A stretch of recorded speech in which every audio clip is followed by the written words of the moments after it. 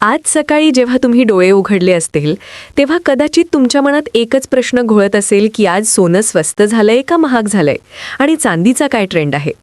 कारण मित्रांनो, सध्या बाजारात जे काही घडतंय ते फक्त आकड्यांपुरतं मर्यादित नाही, तर ते थेट तुमच्या खिशावर परिणाम करणारे आहे.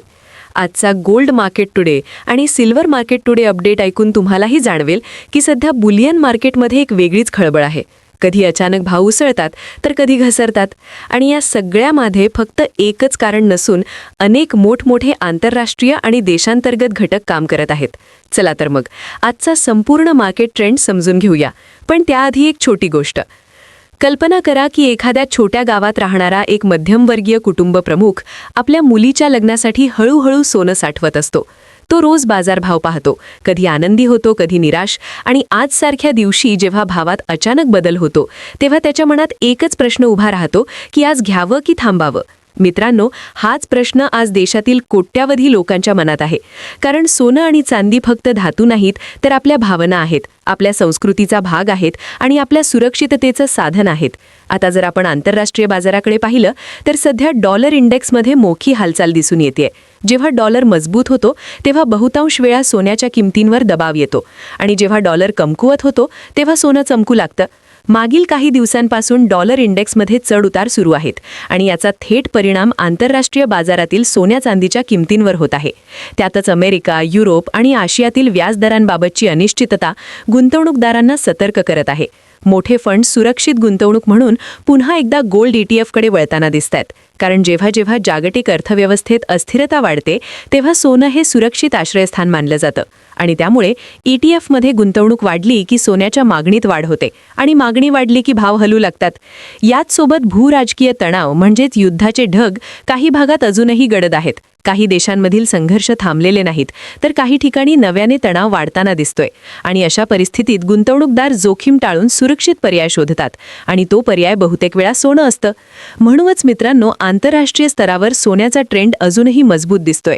पण दुसरीकडे शेअर बाजाराची हालचालही तितकीच महत्त्वाची आहे. जेव्हा शेअर बाजार तेजीत असतं तेव्हा काही गुंतवणूकदार सोन्यातून पैसे काढून शेअर्समध्ये टाकतात आणि जेव्हा शेअर बाजारात घसरण होते तेव्हा ते पुन्हा सोन्याकडे वळतात. सध्या देशांतर्गत शेअर बाजारात कधी तेजी कधी मंदी असं चित्र आहे. त्यामुळे सोन्या चांदीच्या किमतींमध्येही सातत्याने बदल दिसतोय. आता जर आपण भारतातील सराफा बाजाराकडे पाहिलं तर आज सकाळपासूनच भावात थोडीशी हालचाल दिसून आली आहे. काही शहरांमध्ये दर वाढले तर काही ठिकाणी थोडीशी घसरण झाली आहे आणि यामुळेच लोक संभ्रमात आहेत की आज खरेदी करावी की थांबावे. मित्रांनो, आता आपण आजचे संभाव्य भाव समजून घेऊया. समजा आज 24 कॅरेट सोन्याचा दर प्रति ग्राम अंदाजे 7,200 ते 7,400 रुपयांच्या दरम्यान फिरताना दिसतोय.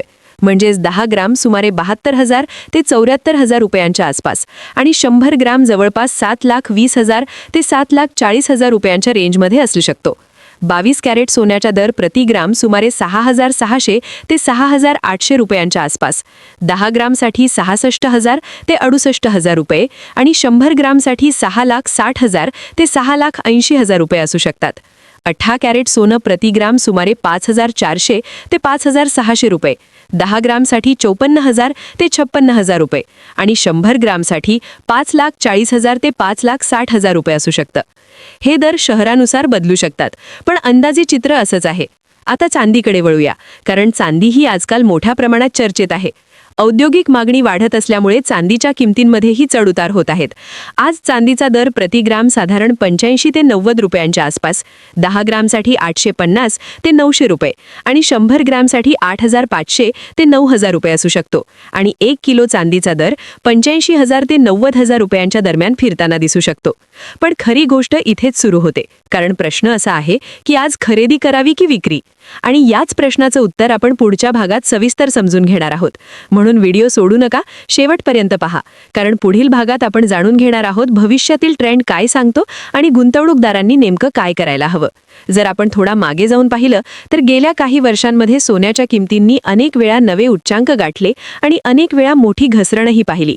पण प्रत्येक वेळी एक गोष्ट सिद्ध झाली आहे की दीर्घकालीन गुंतवणुकीसाठी सोनं अजूनही लोकांचा विश्वासू साथीदार आहे. पण याचा अर्थ असा नाही की कधीही कुठल्याही भावात खरेदी करावी. शहाण्या गुंतवणूकदाराला नेहमी बाजाराचा ट्रेंड समजून घेणं गरजेचं असतं.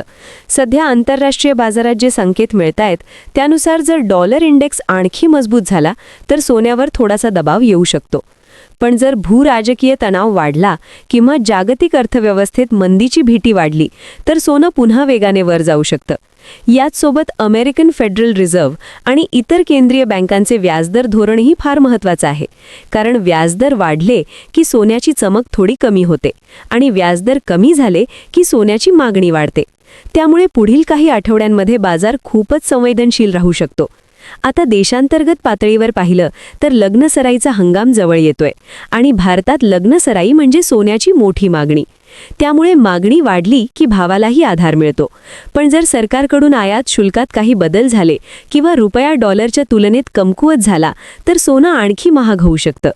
या सगळ्या गोष्टी लक्षात घेऊन जर तुम्ही गुंतवणूकदार असाल आणि दीर्घकालीन दृष्टीने सोनं घ्यायचं असेल तर थोड्या प्रमाणात खरेदी करणं हा एक चांगला पर्याय ठरू शकतो. म्हणजेच एकदम मोठी रक्कम न गुंतवता हळूहळू खरेदी करा. यामुळे तुम्हाला सरासरी दराचा फायदा मिळतो. आता चांदीबद्दल बोलायचं झालं तर चांदीला अनेक जण सोन्याची छोटी बहीण म्हणतात. पण सध्या चांदीची औद्योगिक मागणी इतकी वाढली आहे की भविष्यात चांदी सोन्यापेक्षा जास्त परतावा देऊ शकते, अशी ही चर्चा सुरू आहे. इलेक्ट्रिक वाहनं, सोलर पॅनल्स आणि इलेक्ट्रॉनिक्समध्ये चांदीचा वापर वाढत असल्यामुळे दीर्घकालीन दृष्टीने चांदीही आकर्षक पर्याय ठरू शकतो. पण अल्पकालीन दृष्टीने चांदीचे भाव अधिक चंचल असतात, म्हणजेच पटकन वर खाली होतात. त्यामुळे जर तुम्ही ट्रेडिंग करत असाल तर स्टॉप लॉस आणि योग्य रणनीती वापरणं खूप गरजेचं आहे. आता प्रश्न येतो, विक्री करायची का? जर तुमच्याकडे आधीच सोनं किंवा चांदी असेल आणि तुम्हाला चांगला नफा मिळत असेल तर थोड्या प्रमाणात नफा बुक करणं वाईट नाही. पण सगळी गुंतवणूक एकाच वेळी विकणे टाळा, कारण भविष्यात भाव आणखी वाढू शकतात. अनेक वेळा लोक भाव वाढले म्हणून सगळं विकतात आणि नंतर भाव आणखी वाढले की त्यांना पश्चाताप होतो. म्हणूनच संतुलन राखणं खूप महत्त्वाचं आहे. मित्रांनो, आता एक गोष्ट लक्षात ठेवा, बाजारात अफवांपेक्षा माहितीला महत्त्व द्या. सोशल मीडियावर अनेक भाकितं फिरत असतात, पण प्रत्येक भाकीत खरं असेलच असं नाही. विश्वासार्ह स्रोतांकडून माहिती घ्या आणि स्वतःची आर्थिक स्थिती लक्षात घेऊन निर्णय घ्या. कारण प्रत्येक माणसाची गरज वेगळी असते. कोणासाठी सोनं लग्नासाठी हवं असतं तर कोणासाठी गुंतवणुकीसाठी आणि कोणासाठी आपत्कालीन सुरक्षिततेसाठी. आणि याच कारणामुळे प्रत्येकासाठी रणनीती वेगळी असते. पुढील भागात आपण भविष्यातील संभाव्य मोठे ट्रिगर पॉइंट समजून घेणार आहोत. म्हणजे असे कोणते घटक आहेत जे अचानक बाजाराची दिशा बदलू शकतात. आणि शेवटी एक सोपा निष्कर्ष काढूया ज्यामुळे तुम्हाला निर्णय घेणं सोपं जाईल. म्हणून व्हिडिओ शेवटपर्यंत नक्की पहा. आता मित्रांनो, आपण त्या महत्त्वाचे ट्रिगर पॉइंट्सकडे वळूया जे येत्या काळात सोन्या चांदीच्या बाजारात मोठी उलथापालथ करू शकतात. सर्वात पहिला ट्रिगर म्हणजे अमेरिकेतील महागाईचा डेटा. जर महागाई जास्त राहिली तर व्याजदर वाढीची शक्यता आणि व्याजदर वाढले तर सोन्यावर दबाव. पण जर महागाई नियंत्रणात आली तर व्याजदर कपातीची चर्चा सुरू होईल आणि तेव्हा सोनं वेगाने वर जाऊ शकतं. दुसरा ट्रिगर म्हणजे युद्ध आणि जागतिक तणाव. जर कुठेही मोठा संघर्ष सुरू झाला तर सोनं सुरक्षित आश्रयस्थान म्हणून पुन्हा चमकेल. तिसरा ट्रिगर म्हणजे चीन आणि भारतासारख्या देशांकडून होणारी खरेदी. कारण हे देश जगातील सर्वात मोठे सोन्याचे ग्राहक आहेत. जर या देशांमध्ये मागणी वाढली तर आंतरराष्ट्रीय भावालाही आधार मिळतो. चौथा ट्रिगर म्हणजे डॉलरची दिशा. डॉलर मजबूत झाला तर सोन्यावर दबाव आणि डॉलर कमकुवत झाला तर सोन्याला बळ. या सगळ्या गोष्टी लक्षात घेतल्या तर सध्या असं दिसतंय की सोनं आणि चांदी दीर्घकालीन दृष्टीने अजूनही मजबूत आहेत, पण अल्पकालीन चढउतार सुरूच राहणार आहेत. म्हणूनच संयम ठेवणं फार गरजेचं आहे. आता शेवटी एक साधा निष्कर्ष काढूया. जर तुम्हाला दागिने घ्यायचे असतील आणि तुमची गरज तात्काळ असेल तर आज किंवा येत्या काही दिवसात थोडीशी खरेदी करू शकता. जर गुंतवणुकीसाठी घ्यायचं असेल तर टप्प्याटप्प्याने खरेदी करा. आणि जर ट्रेडिंग करत असाल तर योग्य स्टॉप लॉस वापरा आणि भावनांच्या भरात निर्णय घेऊ नका. मित्रांनो, लक्षात ठेवा, सोनं आणि चांदी हे मॅरेथॉन धावपटू आहेत, स्प्रिंटर नाहीत. म्हणजेच ते हळूहळू पण सातत्याने संपत्ती वाढवतात आणि जे लोक संयम ठेवतात तेच शेवटी जिंकतात. म्हणूनच आजचा हा अपडेट तुम्हाला उपयुक्त वाटला असेल तर व्हिडिओला लाईक करा, चॅनलला सबस्क्राईब करा आणि कमेंटमध्ये नक्की सांगा की तुम्ही आज खरेदी करणार आहात की विक्री. कारण तुमचं मत आमच्यासाठी खूप महत्त्वाचं आहे. पुढील व्हिडिओमध्ये आपण पुन्हा भेटूया एका नवीन आणि महत्त्वाच्या अपडेटसह. तोपर्यंत सुरक्षित रहा, जागरूक रहा आणि स्मार्ट गुंतवणूक करा. धन्यवाद.